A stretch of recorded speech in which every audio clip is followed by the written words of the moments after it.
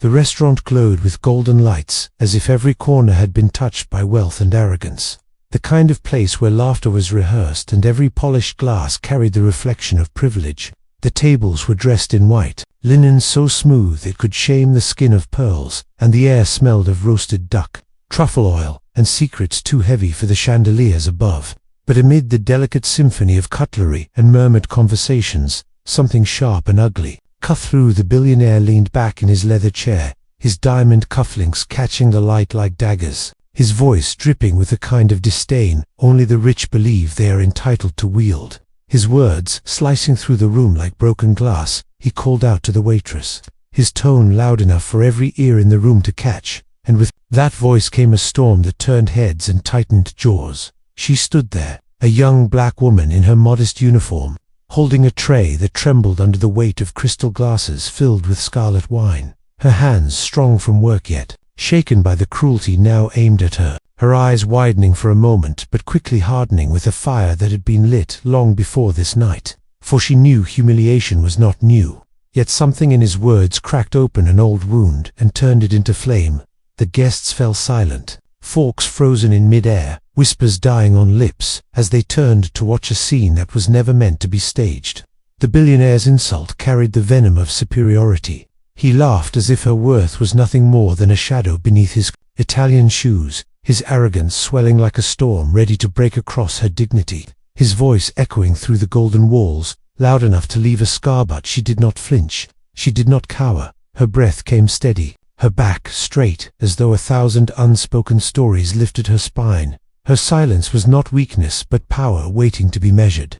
The silence before thunder, the stillness before waves crash against stone cliffs. And in that silence the room itself seemed to breathe with her, waiting to see what shape her strength would take. She placed the tray gently on the table, her hands no longer trembling, her fingers steady like a sculptor's final touch, and as she straightened, her eyes locked with his glare sharp as steel, hers unyielding as iron, and in that locked gaze the air shifted. Diners leaned in without realizing, their hearts tightening, their curiosity blazing, for they all knew a moment was forming that no money could buy nor silence erase. The billionaire smirked, convinced he had already won, that his insult had left her shattered and small, a pawn crushed beneath the king's boot. He sipped his wine slowly, savoring his own cruelty like it was vintage, his ringed fingers tapping against crystal as if writing a victory march.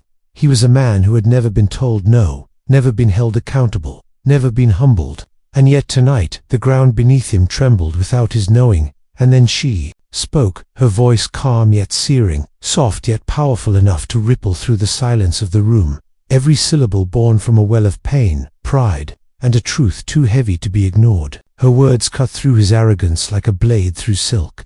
The diners leaned forward, the billionaire's smile faltered, and in that moment his throne-cracked gasps spread like wildfire, eyes widened, and even the waiters, hidden in corners, froze as though bound by her words. The billionaire blinked, his hands stiff upon the glass, his chest rising, not with laughter now but with something unfamiliar, something close to fear or fury or both. He was unprepared, undone, unmasked, and the weight of her reply pressed upon him like judgment itself. The room was alive with tension, alive with the heartbeat of a truth too raw to ignore.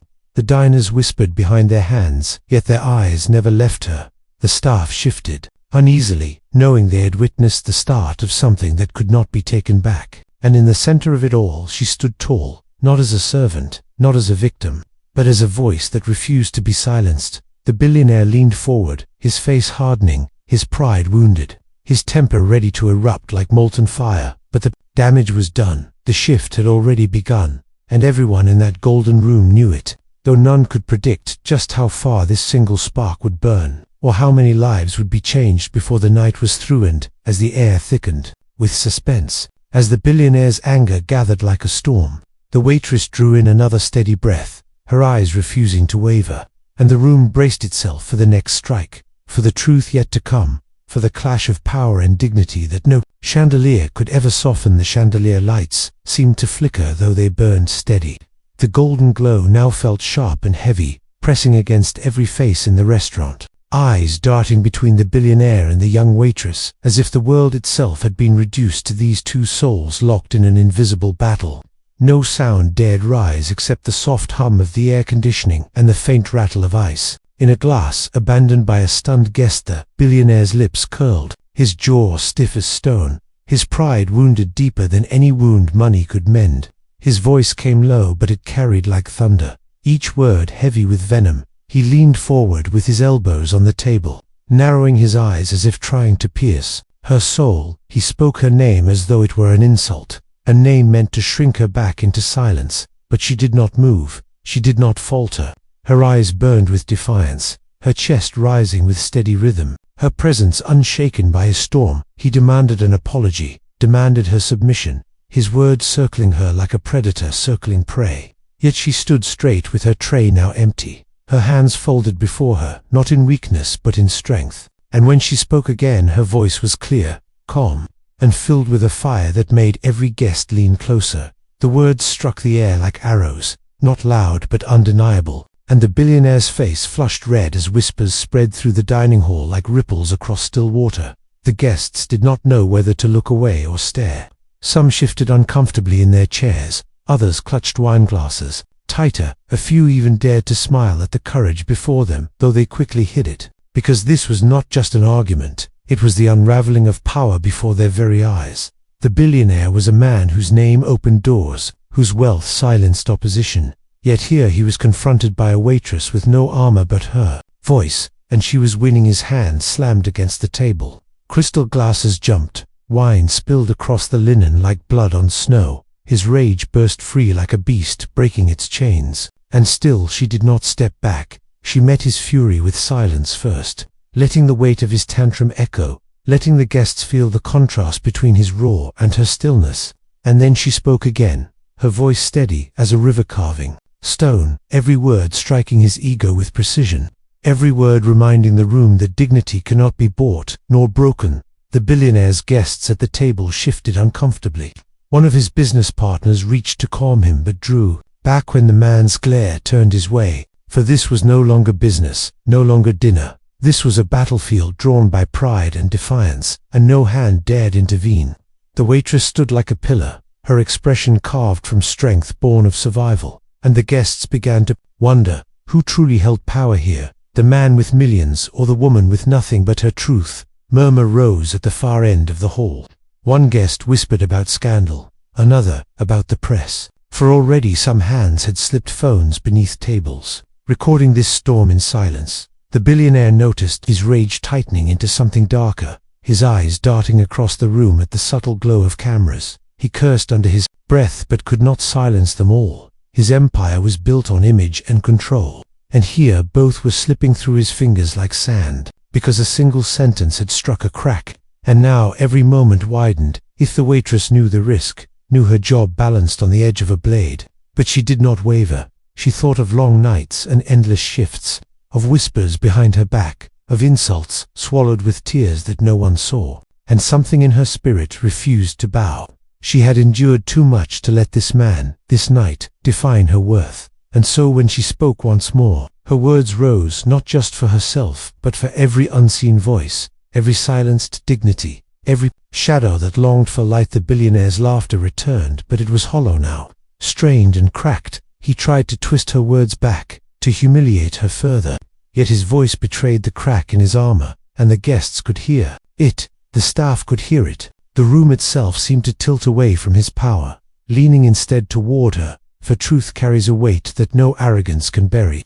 And her truth was rising higher with every breath. His hand gripped the stem of his glass so tightly it splintered in his palm. Crimson drops of blood mingled with the spilled wine, yet he ignored the sting, too consumed by fury to notice. His pride bleeding louder than his hand, he stood abruptly, his chair clattering backward, the sound sharp as thunder against marble. Gasps rang through the hall, and still she stood calm, unflinching, her eyes never leaving his, her strength now undeniably. And in that suspended moment, before he could speak again, before his rage could crash into another insult, the motor D appeared at the edge of the scene, his face pale, his hands raised as though to calm a storm, his voice careful, choosing words that might cool the fire. But the billionaire silenced him with a glare that sent the man retreating into the shadows. For this was no longer a matter of service, it was a duel of dignity, and neither side would let go. The guests leaned forward like an audience to a play, their breaths held, their eyes wide, and though many knew they should not stare, they could not turn away, because this was history in the making. The downfall of arrogance and the rise of defiance, captured not in newspapers yet, but etched into the hearts of everyone present, and they all knew the night was far from over, for the battle had only begun. And, as the billionaire's voice trembled with rage, as the waitress's strength deepened with every word, the air in the restaurant grew heavier, thicker, alive with the sense that something much bigger than insults was unfolding. A storm was coming, and the next moment would decide who walked away broken and who walked away victorious. The billionaire's breath came fast and sharp like a storm. Trapped in a cage, his chest rising and falling as though the weight of humiliation pressed down heavier than his fortune could bear. The glass shards glittered across the table, red from both wine and his own blood. Yet he ignored the sting, his pride bleeding louder than his hand. He stared at the waitress with the kind of fury that could scorch stone, and for a moment the room held its breath, suspended between silence and explosion. The waitress did not flinch, her eyes unshaken, her hands steady, her voice quiet yet firm, like a prayer whispered against thunder. She stood before him not as an employee, not as a servant, but as something more, a mirror held to his arrogance, and he hated the reflection with every fiber of his being. Yet beneath his rage there was something else, a flicker of fear he would never admit, even to himself. The diners felt it too. They saw the crack the mighty man reduced, not by money nor power, but by the courage of someone he thought beneath him, and that truth burned brighter than the chandeliers above. One woman covered her mouth in awe. One man leaned closer, whispering that this would end up in the press. Another guest shifted uncomfortably, as though watching a kingdom crumble in slow motion, and indeed, that was what it was, the unraveling of a throne built on Prith. The billionaire raised his voice again, ready to strike with words sharp enough to cut through the last threads of silence. But before he could speak, another voice cut through the air, not soft, not trembling, but steady and clear, a voice from the back of the restaurant that carried the weight of something undeniably. Head turned, every whisper died. The billionaire froze, his rage paused mid-flight. The waitress's eyes shifted for the first time toward the sound, and what she saw made her heart skip. A man rose from his table near the shadows, his suit not flashy like the billionaire's, but tailored with quiet power. His presence filled the room in a way wealth alone could not. His expression calm, yet commanding, his gaze fixed not on the waitress, but on the billionaire, and with each step he took forward, the room seemed to grow colder, the air itself tightening like a rope around every throat. The billionaire stiffened, his arrogance faltering for a brief second, recognition flickering in his eyes. Because this was no stranger, this was a face he knew, a face he had hoped never to see again. Here, in this moment, man stopped just a few feet away, his voice carrying easily, without force, without anger, yet stronger than the billionaire's, shouting, had ever been. He spoke the billionaire's name with precision, each syllable heavy, like a gavel striking the bench, and when he did, the billionaire's hand twitched, as though struck. Gasps rippled through the restaurant, whispers rushing like waves, one word passing from table to table like wildfire. The man's identity, revealed not fully yet, but enough to change the current of the night, for he was not just a guest, not just a witness, he was someone whose past with the billionaire was darker than the richest wine spilled across the linen. The waitress watched as the billionaire's color drained, as if the wealth had been stripped from his very blood. She saw the way his shoulders slumped for just an instant, the way his eyes darted like a trapped animal searching for escape. The room tasted of fear, not hers but his, and in that taste she found strength. The man's eyes never left the billionaire as he spoke again, his words low but sharp as a blade. Unsheathed, he asked a question, not to the waitress, not to the room, but to the billionaire alone, and though the words were simple, they carried a history of betrayal and secrets that no fortune could bury. The billionaire's lips parted, but no sound came, his throat dry, his mind racing, his kingdom trembling underfoot, for he knew what those words meant. He knew the past was no longer past, but present, alive and standing before him, like judgment made flesh, and everyone could see it, the shift, the power tilting away from him, toward something inevitable. The waitress felt the weight of the moment. She knew nothing of their history yet. She sensed the storm behind their eyes, sensed the battlefield, invisible but burning between them, and in that realization she saw her own defiance ripple wider than herself. She was no longer standing alone, she was part of a tide larger, stronger, unstoppable. The billionaire tried to recover, forcing a laugh that cracked in his throat, forcing words of denial that stumbled like broken glass, his arrogance still alive, but bleeding with every syllable. He accused the man of lies, of envy, of schemes, but his voice betrayed him, shaking with every attempt, and the diners knew the truth. They could see it, in the way his hands trembled, in the way his eyes avoided the man's steady gaze. The man did not shout, he did not need to. He revealed with calm precision pieces of a truth the billionaire had buried for years, truths of corruption, of betrayal, of people crushed under greed. Truths that painted the man not as a stranger but as a victim once wronged, now returned, not for revenge alone but for justice. The guests gasped louder than before. Forks clattered against plates, wineglasses tipped over as the weight of his words sank, and the billionaire staggered back, his breath shallow, his grip on power slipping like water through open hands. And the waitress stood rooted, her heart racing, for, though she had known she would speak truth tonight, she had not expected this revelation, this unraveling of a man who moments ago seemed untouchable. The billionaire shouted at the staff, ordering them to remove the man, to silence him. Yet no one moved, not a single waiter, not a single guard. The authority in his voice gone. Hollow, his orders empty. The room had shifted, and everyone knew it. They no longer feared him. They watched him and judged him, and in that judgment he shrank. The man stepped closer, his voice lowering, yet sharper with each word, and he spoke of a night long ago, a deal made in shadows, a betrayal so cruel it destroyed lives. And the billionaire's face blanched, for he remembered. He remembered too well, and now the truth threatened to burst into light. The waitress felt a shiver down her spine, for though the words were not about her, she felt their weight pressing upon the night, weaving into her own stand of defiance. And she knew this moment was no accident. Fate had drawn her courage into the same room as his truth, and together they formed a storm the billionaire could not withstand. As the man's final words echoed through the hall, as the billionaire staggered against the table, his face pale, his breath unsteady, the room erupted, not in applause, not in chaos, but in silence, thick and endless. For silence is heavier than any roar. It is the sound of power shifting, the sound of an empire falling brick by brick. And that silence hung, now waiting to see who would speak next, who would strike the next blow in a battle that had only just revealed its true depth. The silence in the restaurant thickened like smoke curling between chandeliers, heavy enough to choke the laughter that once filled the air. Every guest stared wide-eyed, torn between fear and fascination. The billionaire stood pale, his breath uneven, his body stiff, as though chains of memory and guilt had wrapped around him.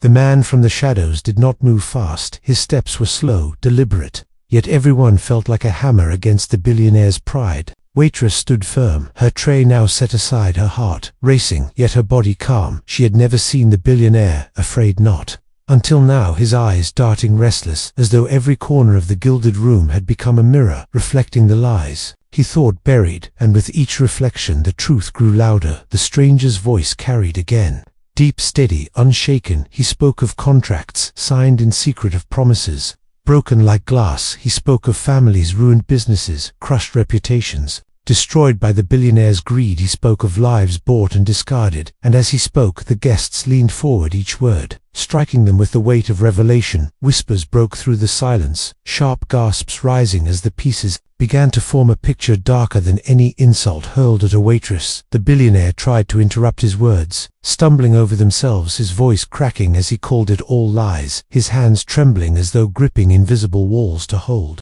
back the flood. But the flood had already begun. The stranger pulled a thin envelope from his jacket, his hand steady as he placed it on the nearest table, his eyes never leaving the billionaire. And the guests gasped again, for they recognized evidence. Not rumor, not story, but proof. One bold guest slid the envelope open, hands trembling, pulling free papers marked with signatures, dates, transactions. The weight of ink that carried crimes too large to deny eyes widened as the guest read aloud fragments.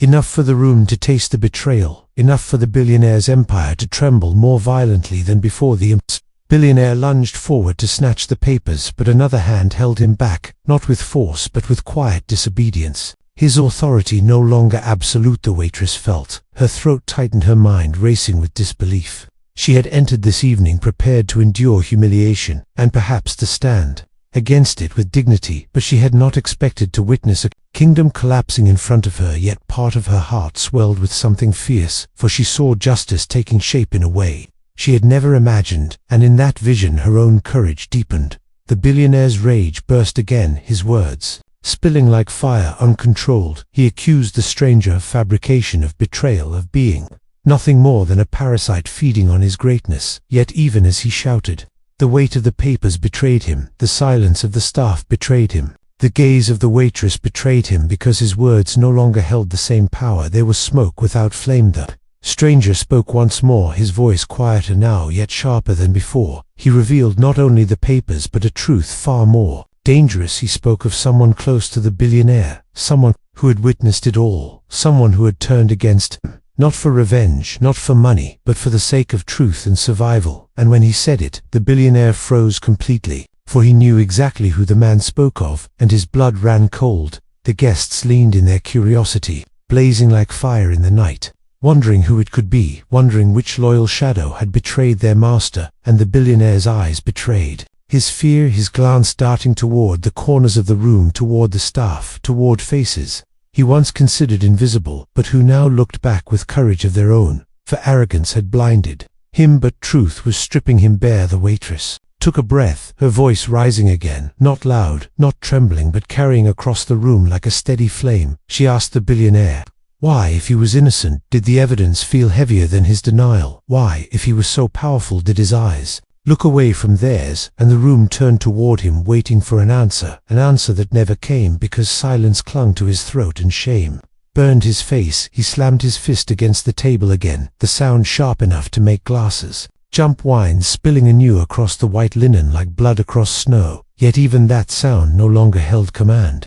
It was the cry of a man slipping, not the roar of a king ruling, and everyone knew it. The stranger moved closer now, his words turning darker, sharper. He revealed details so intimate they could not be fabricated, names, dates, accounts, even the location of a hidden ledger, that if revealed would not only destroy the billionaire's empire, but chain him in the law's cold grip. Gasps rose again, the weight of truth pressing on every chest. The billionaire staggered back, his body trembling, his eyes wild. The waitress felt the shift deep inside her, for though this man's battle was born from betrayal and justice, she realized her own defiance had sparked something larger. Her refusal to bow had opened a door that allowed truth to walk in, and she saw in the billionaire's eyes not just fury but defeat, the first taste of it, bitter and raw. One of the guests whispered that the police should be called. Another muttered that the press must already be on their way. Phones glowed beneath tables, capturing every word, every movement, and the billionaire knew it, his empire bleeding in front of cameras hidden in plain sight. And still he tried to roar, his voice cracking as he swore he would ruin anyone who stood against him. But the words sounded like a man drowning, grasping for air. The stranger turned his gaze toward the waitress, his expression softening for Jess. A moment as if to acknowledge her strength, as if to say without her this confrontation might never have reached light. And in that silent exchange she felt something shift inside her, not just dignity but power, real and undeniable. For she was no longer just a waitress standing against an insult. She was part of something that would change lives. The billionaire's knees bent slightly, his body swaying as though the weight of his lies crushed him from within. He reached for a chair to steady himself, his hand shaking, his lips moving but no words escaping. And the guests stared not at a giant anymore, but at a man reduced by truth, stripped of armor and trembling in the glow of chandeliers that no longer honored him. And in that moment the waitress spoke once more, her voice stronger now than ever before. She told him that wealth without honor is emptiness, that cruelty is the loudest confession of weakness, and that no empire built on betrayal can stand forever. Her words hung in the air like scripture, sharp and unforgettable, and the guests felt it in their bones. The billionaire's eyes met hers, filled with rage, shame, and something else, something he had never felt in the presence of those he deemed beneath him. Defeat. And though his lips parted to strike again, no words came, for the truth had silenced him more powerfully than any insult ever could. As the room stood frozen between past and future, between collapse and justice, the air shifted once more, for everyone knew the night was far from finished. The evidence was revealed, the mask was cracked, but the final blow had yet to fall, and the storm that began with an insult was now rising into something much greater, something no chandelier could ever soften. The restaurant was no longer a sanctuary of wealth and elegance. It had become a courtroom, its chandeliers serving as cruel spotlights, its tables as witness stands. The billionaire stood in the center, shaking, his face pale, his arrogance cracked, his voice trembling with rage, yet drowned out by the steady heartbeat of truth, rising stronger than his fortune ever could. The stranger's evidence lay scattered across linen, smeared with spilled wine and blood, each page a dagger in the empire of lies he had built. The guests, who once adored him, now shifted in unease, their whispers sharp, cutting through the air like knives. Some recorded in secret, their hands trembling with both fear and excitement. Others leaned close, sharing fragments of scandal as though already preparing tomorrow's headlines. The billionaire knew it. He saw their eyes, not with respect, but with suspicion, their loyalty crumbling like sand slipping from his grasp, and it filled him with a dread deeper than rage. Waitress stood unmoving, her chin lifted, her breath steady though her heart pounded, her eyes never leaving his. She could see the storm collapsing within him, a storm of pride, guilt, and desperation. She could see the way his fingers twitched against the edge of the table as though he might claw the truth back into silence, but the truth had already taken root, and no hand, no threat could bury it.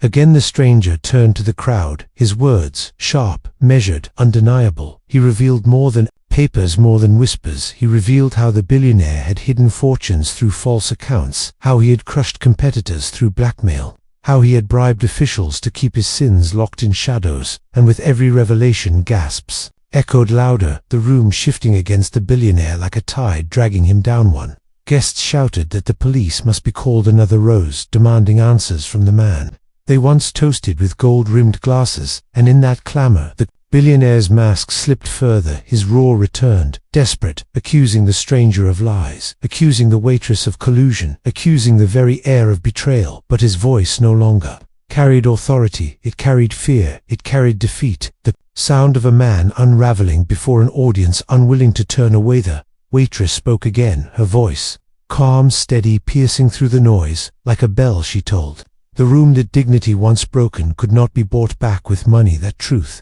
once revealed could not be silenced with fear, and that the billionaire's cruelty was not a mistake of one night, but the pattern of a man who believed power was permission. Her words did not come with papers, yet they carried weight, heavier than any ink, because they were born of experience, born of scars unseen, and every heart in the room felt the truth of them. The billionaire staggered forward, his knees weak, his body trembling, his eyes wild as though searching for allies among the faces. Turned cold, he reached toward one of his business partners, who pulled his hand back quickly, refusing the grasp. He turned toward another, who shook their head, eyes lowered, and in that rejection the billionaire saw the collapse, not of numbers, not of contracts, but of loyalty, the kind of collapse no wealth could repair. The stranger reached into his jacket once more, this time pulling a small device, a recorder. Its red light glowing faintly, he pressed play, and the room filled with the billionaire's own voice, cruel, calculated, demanding silence from subordinates, mocking those he destroyed with laughter that now echoed like a ghost, the words undeniable, the accent unmistakable, the arrogance woven into every syllable. And when it stopped, the room erupted with gasps and curses. The billionaire's own weapons turned against him. He shouted again, lunging for the device, his voice cracking with desperation. But the Mata D stepped forward, blocking his path, his posture straight no longer, submissive but firm like a wall, and the staff gathered behind him, waiters, cooks, cleaners, people once invisible now united in quiet defiance. The billionaire barked orders at them, his voice breaking, yet not one of them moved, not one of them bowed, and that silence was louder than any rejection he had ever known there. Waitress stepped closer, her presence commanding, not through wealth, not through title, but through unbreakable spirit. She looked him in the eyes and told him that empires fall not because of enemies, but because of the rot within, that men like him dig their own graves with cruelty and arrogance, and that tonight his grave had been laid bare for all to see. Her words struck harder than any evidence, because they cut through not just his power but his very soul. The billionaire's body sagged, as though the weight of her words pressed down heavier than chains. He tried to speak, tried to shout, tried to deny, but the words died in his throat, choked by the reality that every eye in the room saw him for what he was: not a king, not a titan, not a master, but a man broken by his own sins. And then the doors burst open, heavy wood swinging wide, the sound sharp like thunder, and in marched two officers, their uniforms gleaming, their expressions stern. The whispers turned to silence again as the room shifted toward them. The billionaire's eyes widened, his breath caught, his pride collapsing into panic. He shouted that they had no right that he was untouchable, but his voice cracked like glass because everyone knew the truth. No one is untouchable when the weight of justice comes crashing there. Stranger handed the officers the papers, the recorder, the evidence, and with steady hands they took it, their eyes never leaving the billionaire, who now backed away, his body trembling, his face drenched in sweat. He tried to run words of bribery spilling from his lips, promises of wealth, power, protection, but no hand reached. For him no guest defended him, no partner spoke for him. He stood alone in the ruins of his kingdom. The waitress watched every step, her chest tight with disbelief, yet filled with quiet satisfaction. Her courage had sparked. This night her defiance had opened the door, and now the man who sought to humiliate her was being stripped of the very power he worshipped. The air in the room shifted once more, heavy yet liberating, like chains, breaking like walls falling. The officers stepped forward, gripping his arms, his protests loud, desperate, humiliating. He promised to destroy them all, to return stronger, to silence every witness, but the words sounded like the cries of a man drowning, swallowed by the sea of truth. The guests watched silent, some with pity, others with grim satisfaction, and the waitress stood, unmoving, her eyes steady, until he was dragged past her, his gaze meeting hers, filled with hate and fear, and something deeper, a recognition that she had won without wealth, without violence, with only the strength of dignity. The doors closed behind him, and the silence that followed was heavier than before, but this silence carried relief. This silence carried justice. The guests exhaled as though freed from invisible chains. The staff stood taller, their eyes bright with courage, and the stranger lowered his shoulders, finally breathing deep, as though releasing years of burden. The waitress placed her hand against the edge of the table, steadying herself, her knees weak, not from fear but from the weight of what had unfolded. She had come to work another night. She had expected nothing more than to endure humiliation, and perhaps to resist it, but she had not expected to stand at the center of an empire's fall. She had not expected to feel the entire room shift with her words, and she knew this night would not fade. It would ripple far beyond these walls, and though the billionaire was gone, the echoes of his downfall remained, filling the room with the undeniable truth that no empire, no matter how gilded, can stand forever when built on cruelty and betrayal. And as the guests slowly rose, their voices soft with awe and disbelief, the waitress realized her story was no longer just hers, it had become theirs. To a reminder carved into memory that dignity once defended can topple even the tallest throne. The restaurant was hushed in the wake of chaos. The golden light from the chandeliers no longer shimmered with arrogance, but instead felt softer, calmer, as though even the walls exhaled relief. The billionaire was gone, dragged out in disgrace, his voice echoing in memory. Only a broken roar fading into silence, yet the weight of his downfall remained etched into every face, every heart that had witnessed the collapse of his empire. The guests sat stunned, their wine forgotten, their meals untouched, each one replaying the events in their minds, each one realizing they had seen more than a scandal. They had seen the fall of a man who believed wealth was a crown and cruelty was a throne. Some whispered about the news, others about the trial to come. Many sat silently reflecting on their own lives.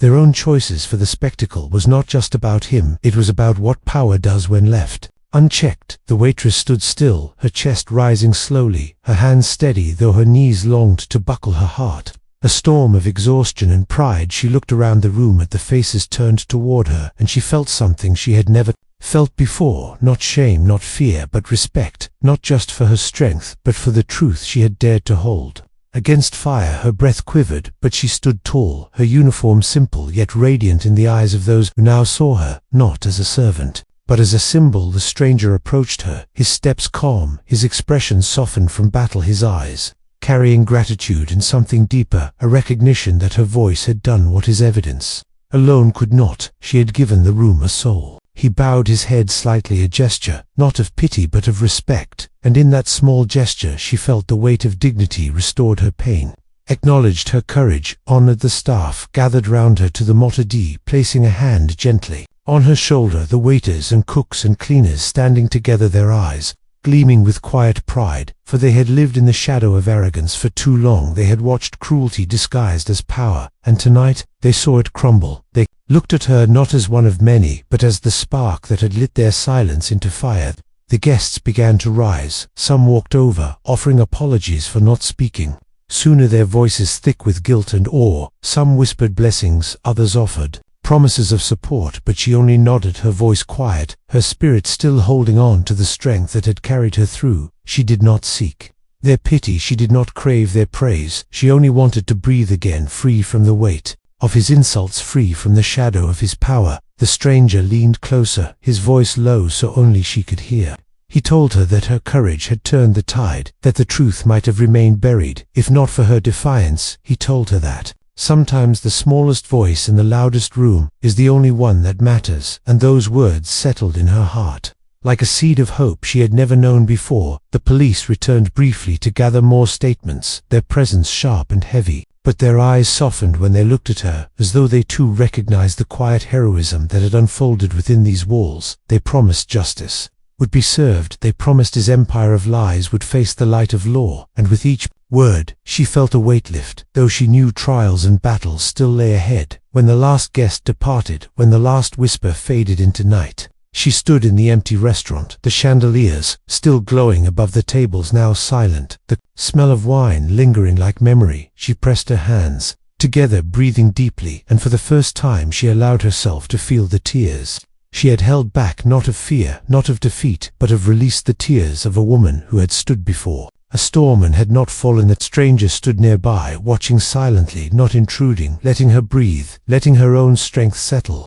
He knew this night would change her life just as it would change his. He had carried the burden of betrayal for years, and tonight he had found justice, but he also found something more, the power of solidarity, the truth that courage grows stronger when Arachi looked at him at last, her voice soft, asking what would happen next, and he told her the truth. The billionaire would face charges, his empire would collapse, his partners would scatter like birds fleeing fire, the newspapers would scream his name, but alongside those headlines her story would live, not just of scandal but of dignity, of a woman who stood tall when no one expected her to, and that story would ripple across the world, inspiring those who had long been silenced to find their voice. Her chest tightened at his words, not from fear but from the realization that her life had changed forever. She had not sought fame, she had not sought glory, yet fate had placed her in the center of a storm, and now she carried not only her own story, but the hope of many.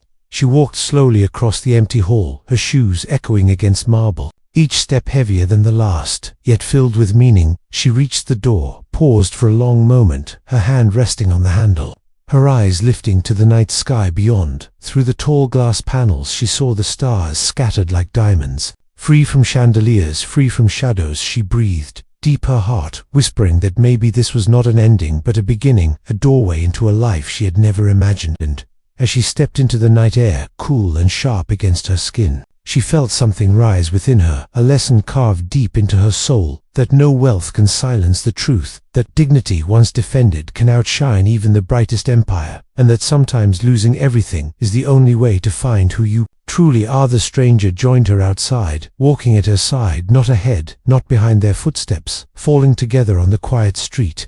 The world around them, unaware of the storm that had just passed, unaware of the empire that had just fallen, unaware of the fire that had just been lit. But soon the world would know, soon the world would see, and she walked forward into that future, her shoulders straight, her spirit unbroken, her story no longer hidden but alive, ready to carry its lesson far beyond this night, ready to remind every soul who heard it that power does not belong to the cruel, it belongs to those who dare to stand the end.